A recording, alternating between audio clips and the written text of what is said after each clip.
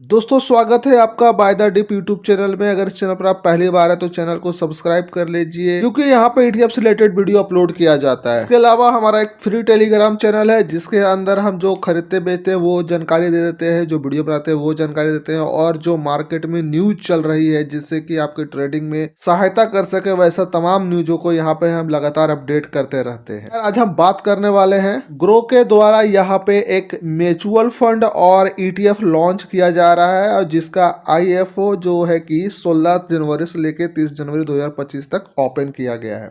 आज 19 तारीख हो गया, तो हमें लगा चलो आप लोगों को बता देते हैं। वैसे इसके अंदर निवेश करना ना करना वो आपके ऊपर डिपेंड करता है। जो मेरे टेलीग्राम का सभी यूजर है उनको पता है कि इंडियन रेलवे से मेरा कितना गहरा रिश्ता है, तो हमसे बेहतर इंडियन रेलवे को और कोई एक्सप्लेन नहीं कर सकता, ये आप तमाम लोग जानते होंगे। लेकिन अभी जितना भी PSU कंपनियां है, जितने भी स्टॉक है, वो तमाम की धुलाई पुटाई जबरदस्त हो चुकी है और वो तमाम अपने रियल वैल्यू पे आ चुके हैं। मेरे हिसाब से हो सकता है थोड़ा बहुत और करेक्शन हो, जैसे कि अभी जितने भी इवेंट आने वाले हैं उस इवेंट के अनुसार हो सकता है थोड़ा बहुत और करेक्शन आए। लेकिन हम यहाँ पर कोई पर्टिकुलर स्टॉक से रिलेटेड बात नहीं कर रहे हैं, यहाँ पर हम ETF से रिलेटेड बात कर रहे हैं, यहाँ पर हम म्यूचुअल फंड से रिलेटेड बात कर रहे हैं। अब म्यूचुअल फंड ETF को आप तमाम लोग अच्छी तरीके से समझ गए होंगे, जितने भी मेरे व्यूअर और सब्सक्राइबर है वो जानते हैं कि यहाँ पर म्यूचुअल फंड और ETF जो होता है बास्केट ऑफ स्टॉक होता है, जिसमें काफी सारे स्टॉक होते हैं और उसका एक म्यूचुअल फंड या ETF बनाया जाता है। तो सबसे पहले हम देखेंगे इसका इंडेक्स का, जो कि इसका इंडेक्स में कौन कौन से स्टॉक डाले गए हैं, कितना वेटेज दिया गया है, वो तमाम चीजें सबसे पहले देखेंगे। उसके बाद हम जानेंगे कि किस तरह से इसके अंदर निवेश करना है और कब से करना है। क्या हम ये 16 से 30 जनवरी के बीच वाला जो निवेश का दिया गया है NFO, उसके अंदर निवेश करना ठीक रहेगा या फिर रुकना ठीक रहेगा, ये हम थोड़ा सोचेंगे। यहाँ पे हम आ गए हैं इंडिया रेलवे PSU जो निफ्टी का इंडेक्स है उसके ऊपर, और ये इसका लेटेस्ट है 31 दिसंबर का है, ये 31 दिसंबर 2024 का है। और इसके अंदर जो है कि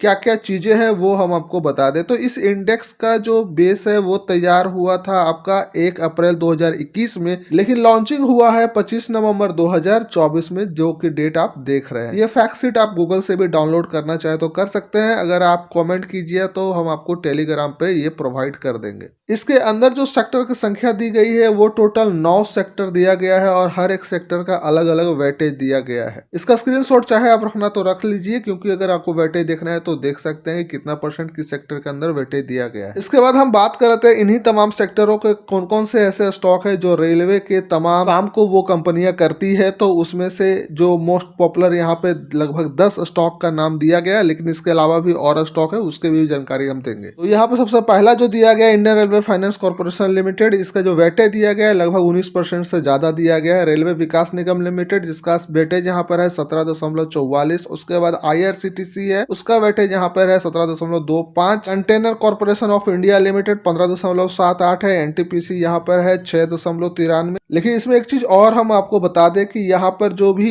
स्टॉक्स दिए गए हैं उनका जो वेटेज दिया गया है उसका जो है कि एनुअली यहाँ पे बताया जा रहा है कि एनुअली जो है कि इसका फेरबदल किया जाएगा। जब इंडेक्स को लगेगा, NSE को लगेगा, तो उस हिसाब से अपने स्टॉक को बाहर करना या अंदर करना वो NSE का काम होता है। तो NSE एनुअली इस पर काम करेगी। तो मोटा मोटी हम लोग जो है कि देख लिए हैं कि कब इसका लॉन्चिंग हुआ था, बेस डेट क्या है, कितने सेक्टर इसके अंदर है, और कुछ मोटा मोटी जो यहाँ स्टॉक्स है इनके लगभग 10 वो देख लिए। लेकिन इसके अलावा भी कुछ स्टॉक्स हैं जिसे हम NSE के डाटा से निकाले हैं, और ये वही इंडेक्स से ही निकाला गया है। तो यहाँ पर आप देख लीजिए कि टोटल यहाँ पर 15 ऐसे स्टॉक दिए गए हैं, और इसका जो सीट है वो हम डाल देंगे टेलीग्राम के अंदर में, ताकि आप लोग भी देख सके। वेटेज यहाँ पर नहीं दिखाया गया है क्योंकि वेटेज था ही नहीं, लेकिन हम एक्सप्रेस शीट के माध्यम से आपको हम दिखाएं कि कुछ 10 स्टॉक का वेटेज कितना दिया गया, बाकी सबका बहुत ही नगण्य वेटेज होगा। यहाँ पर इनका नाम तो दोबारा हम नहीं लेने वाले हैं क्योंकि टाइम ज्यादा कंज्यूम हो जाएगा। तो आप यहाँ पर चाहे तो इसका पूरा स्क्रीनशॉट लेना चाहे तो ले लीजिए। तो यहाँ पे हमने आपको ये दिखा दिया है कि कितने स्टॉक होते हैं, कितने कितने वेटेज है, ये तमाम चीजें आप जान गए। अब हम जानते हैं कि किस तरीके से हम लोग जो है कि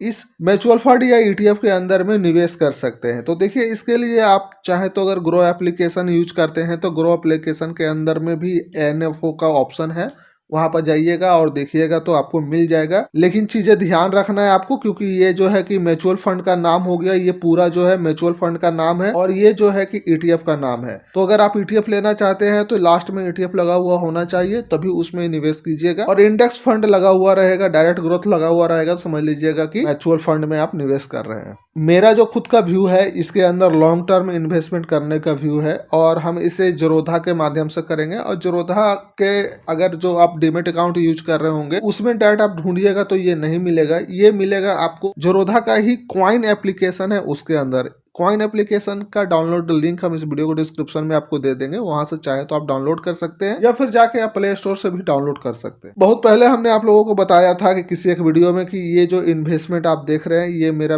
जो बेटा है उसके द्वारा इन्वेस्टमेंट किया जाता है और उसे हमने तरीका बताया कि किस तरह से इन्वेस्टमेंट करना है। तो वो अपना 100-200 जो भी पॉकेट मनी होता है म्यूचुअल फंड के अंदर इन्वेस्ट करता है, एक गोल्ड के अंदर करता है और एक जो है कि निफ्टी 50 के अंदर करता है। खैर, अगर जब आप कॉइन एप्लीकेशन को ओपन करेंगे, यहाँ देखिए कॉइन एप्लीकेशन है और पावर्ड बाय जरोधा है। जब इसे आप ओपन करेंगे तो यहाँ पे आप नीचे स्क्रॉल करेंगे तो NFO ऑनलाइन यहाँ मिलेगा और अप्लाई नाउ पे जब आप क्लिक करेंगे तो काफी सारा यहाँ पर आपको NFO देखने को मिल जाएगा। सबसे आखिर में जो आप आइएगा तो यहाँ आपको मिलेगा रेलवे का आपको म्यूचुअल फंड और ETF का डिटेल। तो यहाँ पे आप देख सकते हैं grow Nifty, Indian railway, PSU index fund, other, और नीचे जो लिखा हुआ है other index fund / ETF growth and direct, इस तरह से लिखा हुआ यहाँ पर आपको दिखेगा। और ये 30 जनवरी तक वैलिड है 11 बजे रात तक। इसमें मिनिमम जो है 500 रुपया आप इन्वेस्ट कर सकते हैं। अप्लाई पर क्लिक करने के बाद आगे का प्रोसेस आपको देखने को मिलेगा। नेक्स्ट यहाँ पे है ETF जिसका नाम है grow Nifty Indian railway PSU ETF और उसके जस्ट नीचे लिख के आ रहा है क्या ETF।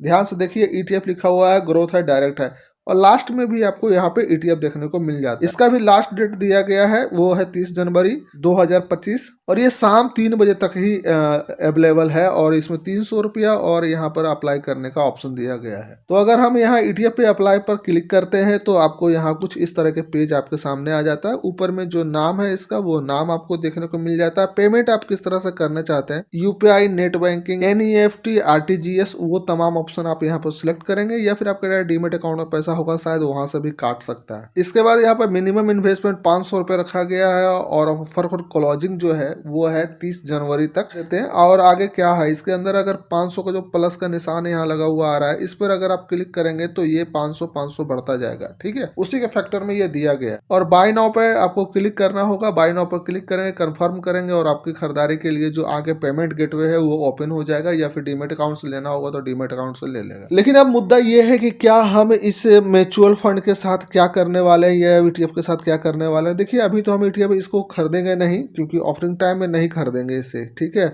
इसे ओपन होने देते हैं नॉर्मली, जब ओपन हो जाएगा उसके बाद देखेंगे कि फिर क्या इसके साथ एक्शन होता है। क्योंकि अभी बजट वाला भी सीजन चल रहा है तो बजट जो फरवरी में आएगी और ये जनवरी में जो है खत्म हो जाएगा। उसके बाद फरवरी में ही इसकी लॉन्चिंग हो जाएगी जो कि 13 फरवरी है। तो 13 फरवरी के बाद कभी भी ये लॉन्च कर देगा। तो उसके बाद लिस्ट होने के बाद हम देखेंगे कि जिस प्राइस पर लिस्ट हुआ उस प्राइस से ऊपर जाता है या नीचे जाता है, उसके बाद डिसीजन लिया जाएगा कि अगर हम लॉन्ग टर्म के लिए सोच रहे हैं तो इतना हड़बड़ाने की जरूरत नहीं है। क्योंकि मेरा खास करके विचार है कि इसके अंदर हम लॉन्ग टर्म इन्वेस्टमेंट करें और लंबे समय तक इसमें जाएं। वैसे आप चाहे तो इसे स्विंग ट्रेडिंग के लिए भी उपयोग कर लीजिए क्योंकि देखो रेलवे एक ऐसा सेक्टर है जहां पर पहले लोग पैसा दे देते हैं, 2 महीना 3 महीना पहले टिकट बुक करने के लिए पैसा दे देते हैं और फाइनली जो है कि आप उसका आनंद लेते हैं 2 महीने के बाद। तो आप समझ सकते हैं कि जो रेलवे है कभी भी घाटा में नहीं जाता, वैसे कागजों पर घाटे में रहता है ये अक्सर। और जैसा कि अभी कॉरिडोर बन रहा है, बहुत सारे लोग अगर नहीं जानते तो आपको बता दें कि बहुत सारा कॉरिडोर बन रहा है। वहां पे जो है कि मालगाड़ी स्पेशल वो कॉरिडोर है, हर एक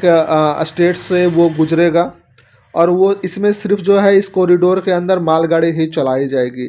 और मेल पैसेंजर गाड़ी के लिए जो पुराना ट्रैक है उससे और ज़्यादा बेहतर किया जा रहा है ताकि 130 से लेके 160 का स्पीड जो है कि हो सके, ताकि लोगों का कम समय में ज़्यादा दूरी तय कर सके। तो ये तमाम चीज़ें चल रही है। जहाँ तक की बात हो रही है बुलेट ट्रेन वगैरह की, तो वो मुंबई से अहमदाबाद के आसपास के चलने वाला है, लेकिन उसका समय काफ़ी और लगेगा बुलेट ट्रेन में।